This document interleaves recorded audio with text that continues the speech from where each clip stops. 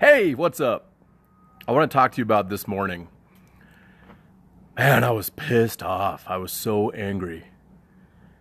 What had happened was I called my buddy Dan in Canada, and we spoke for apparently 54 minutes. And looking at my Verizon bill, I realized they had charged me $27 or 50 cents a minute for this bill. And then it just blew my mind. I'm like, look, if this was 1985, I understand. 50 cents a minute makes perfect sense. But it's 2017, man. Come on. Come on. 50 cents a minute for that? To call to Canada, which is basically America Light?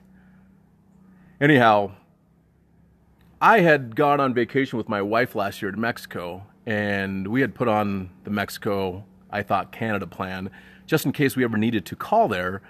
And apparently we did not do that. So part of this is on me and my misunderstanding. But I called Verizon and spoke with them, and the customer service rep was friendly but unhelpful. I'm sure you've had a similar situation in the past, but she couldn't do a whole lot for me. And I asked her specifically, I said, hey, this is the issue and this is what I'd like to get resolved. Are you the person that can help me with that? And she said yes. She was not. And so ultimately I said, hey, could I speak with the supervisor? I'd like to get this charge looked at, and I understand if I have to pay something, that's fine, but let's figure out what we can do here. And she said, okay, well, let me see if I can get a supervisor on the line. I said, great, thank you. Held probably for about 5 minutes.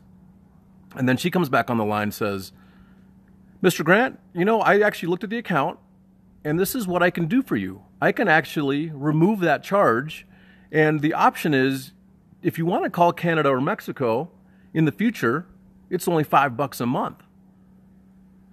And I was like, okay. But I go, wait a second. In my mind, I didn't say it out loud. I go, in my mind, I had to first ask for a supervisor to help me to kind of escalate the call to a person that could actually take a look at it. And this lady could have done it the whole time. She came back on the phone and was like, hey, I can take care of this for you. Well, why don't you just say that in the first place? Why do I have to get upset and frustrated and push it on to the next level where somebody is threatening to speak to a supervisor, and then she's like, oh, hey, I can take care of that for you. And ultimately, I'm happy that it was taken care of. But really, is customer service dead where you have to threaten to talk to a manager or escalate it beyond the person that you're talking to so they can actually help you?